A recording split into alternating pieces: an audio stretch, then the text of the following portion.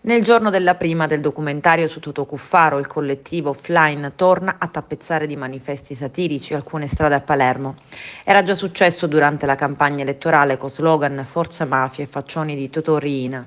Ieri sono apparsi manifesti con la scritta Toto Cuffaro riabilitato e presto beatificato, affissi in via Paternostro, a piazza Sant'Oliva e a piazza Castelnuovo. Non una scelta casuale, era il giorno della proiezione al Cinema Politeama del documentario sull'ex governatore.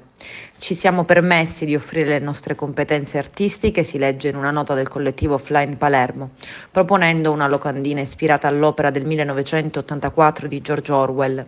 Inoltre, soffermandoci sull'avvenuta riabilitazione del maratoneta, ci è sembrato doveroso auspicare la beatificazione, con un manifesto posto all'atere della locandina summenzionata. Cuffaro fu condannato definitivamente a 7 anni di reclusione per favoreggiamento personale verso appartenenti a Cosa Nostra e rivelazione di segreto istruttorio. Recluso a Rebibbia dal 22 gennaio 2011, è stato scarcerato il 13 dicembre 2015.